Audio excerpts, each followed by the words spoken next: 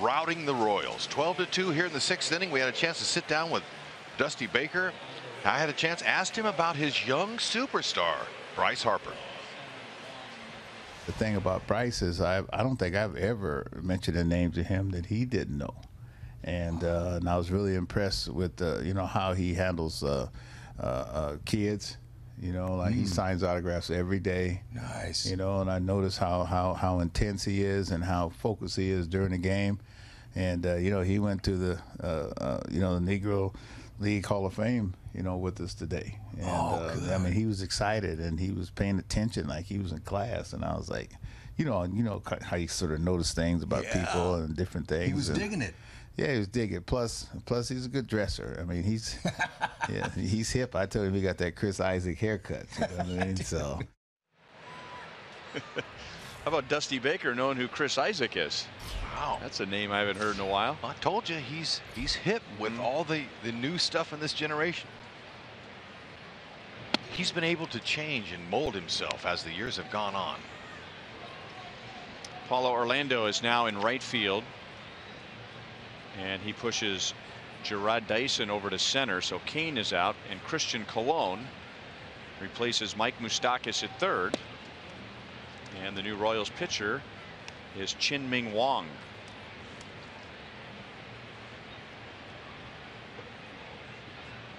And I think what Dusty Baker was getting at, without saying it, is that a lot of today's players don't know much about baseball history.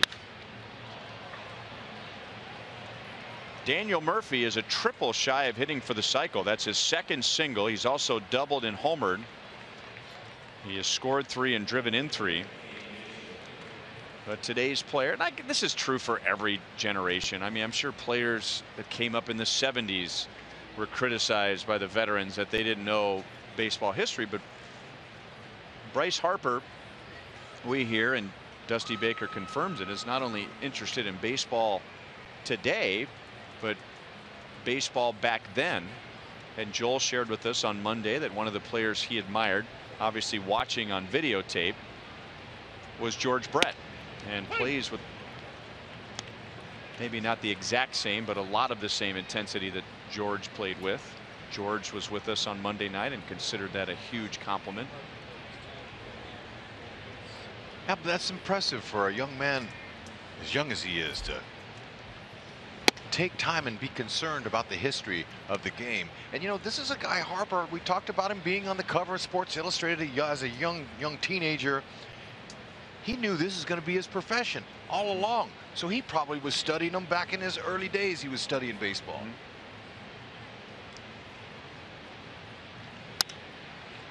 And how about the pressure of being 16 years old? He hasn't even played college baseball yet, and called the chosen one. Wow.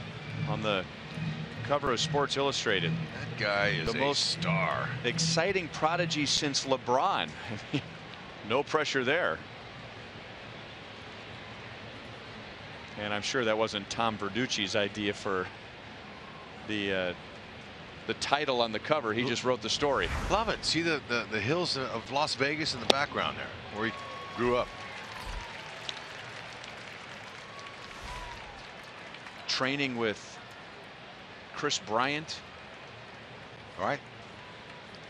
Similar swings too. A little bit. Bryant from the right side, but has that natural uppercut to his swing.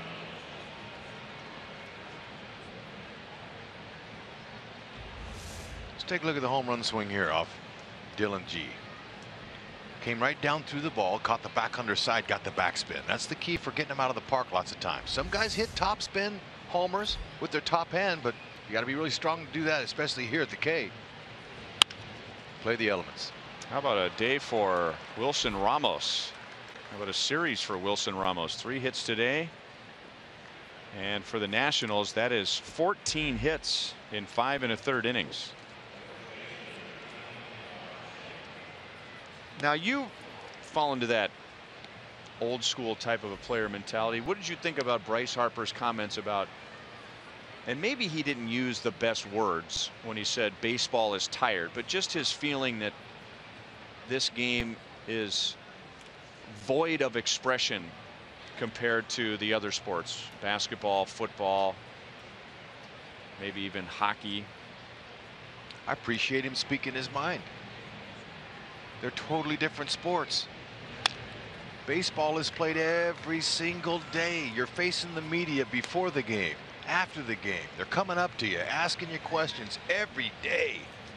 And it's a long season, so you know what? Guys pace themselves. It's a more calmer game. The more relaxed you are, the better you are a baseball player. I had a hard time because I was a live wire. I was always wanting to go, go, go, and it hurt me. Murphy will be waved home, and Clint Robinson in his first game against the Royals, the organization that drafted and developed him, has 3 RBIs, and Washington leads 13-2.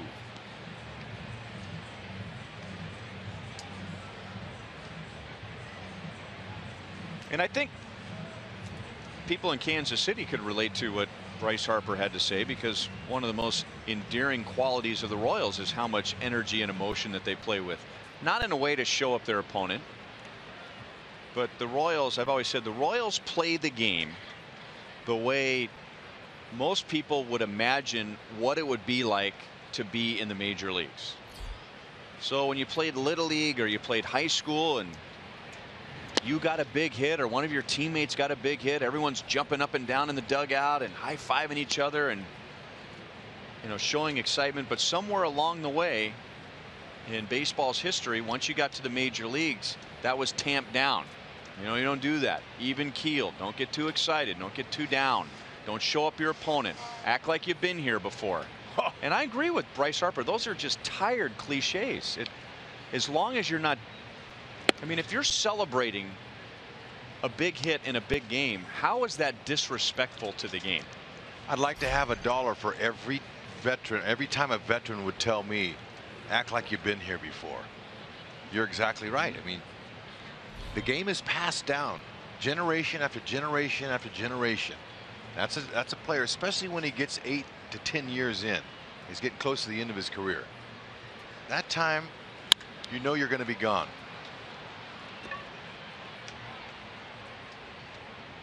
Dyson makes the play. Espinosa is the second out. You know you're going to be out of the game soon. So now you're starting to go, wow, well, what's my contribution to baseball? Giving the game back to the young players, giving them advice, spending time with them, helping them. And that's how you get that passed down. Hope you'll join us here on Sunday, May 15th, as we salute the Negro Leagues. Make sure to purchase a theme ticket to receive an exclusive Charlie Hustle brand t-shirt, a seat for the Royals game, and contribute a $5 donation to the Negro Leagues Baseball Museum. No balls and 1 strike on Michael Taylor. So I think for a lot of fans, you know, and younger fans these days, they watch baseball and they think, gosh, how cool would it be to get a big hit in the big leagues?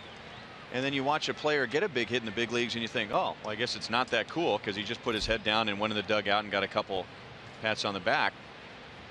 But I think the Royals are, there have been individuals along the way, but I think the Royals are responsible as a team of bringing some of that joy, youthful enthusiasm to the major league level. And it's welcomed. Good talk, Hud. Good talk.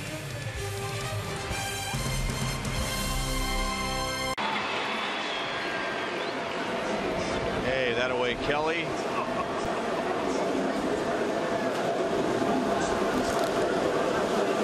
Easy. Wow. I mean, that's 3 bites in 1 For most people. Well, we mentioned Salvi possibly coming into the game, and as Eric Hosmer is ejected, Paulo Orlando and Christian Colon had just gone into the game. Orlando in right, Colon at third. So Salvi and Terrence Gore were the only Royals still on the bench. So Salvi plays first base for just the 3rd time in his major league career. He played first, I want to say, the very last regular season game of 2014 in Chicago. Remember? That's right. Make that 2013.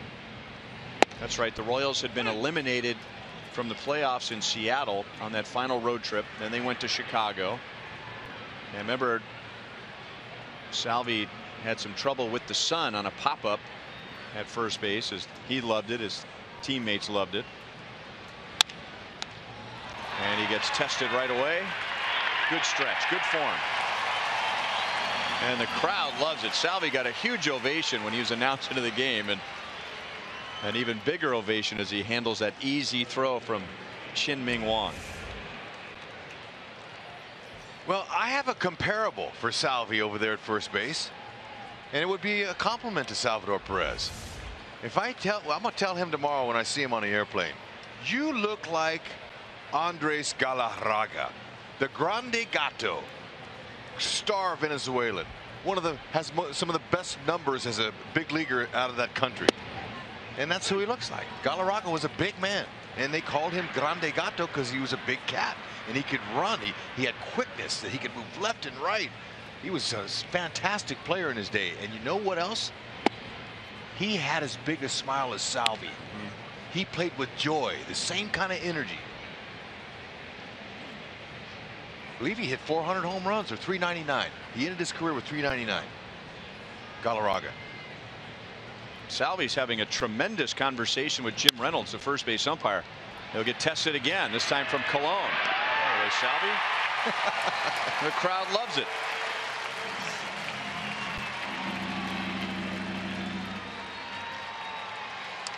Don't miss out on the first of 5 special bobbleheads of the 2016 season. Saturday, May 14th, with the Braves in town, the first 20,000 fans through the gates will get a Ned Yost bobblehead presented by Commerce Bank.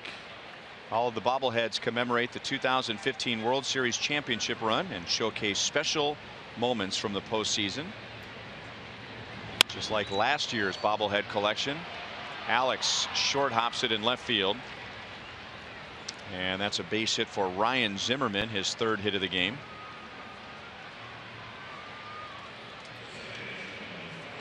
Zimmerman messing with Salvi, saying, hey, I should have pushed a bunt to you.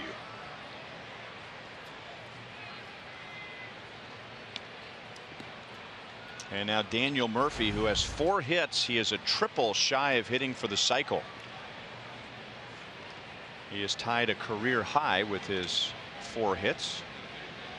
And if there's a place to hit a triple, Kauffman Stadium is it.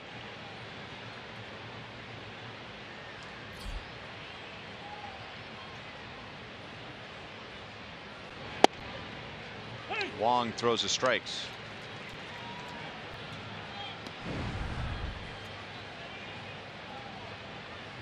Christian Guzman was the first Nationals player to hit for the cycle. Guzman was later traded to the Rangers, and someone who was considered a throw-in in that trade was Tanner Roark.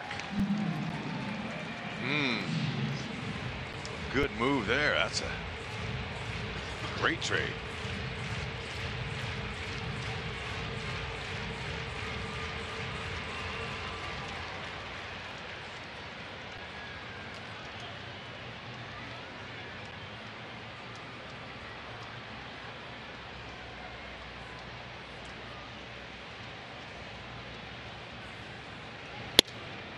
One ball, 2 strikes. You know, you can get triples, really doesn't have to be in one area. Like some ballparks aren't triples ballparks, and there's only one spot you hit it in where you have a chance. But here, you're right. I mean, right field line probably is the best. Now, we're not pulling for him to hit for the cycle, but it's a rare occasion that happens. 2-2. Game like this, though, why not?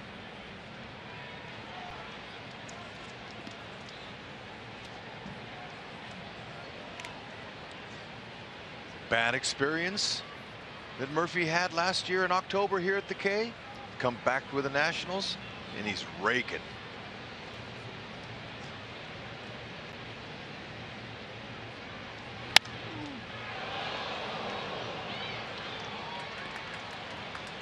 Murphy is making sure everybody's all right. That ball was hit just beyond the extended netting past the dugouts. He just tried to guide that down the left field line.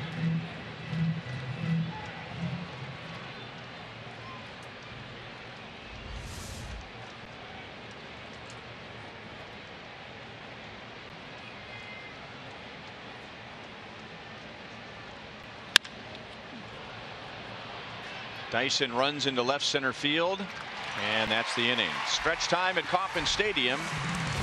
All Washington today.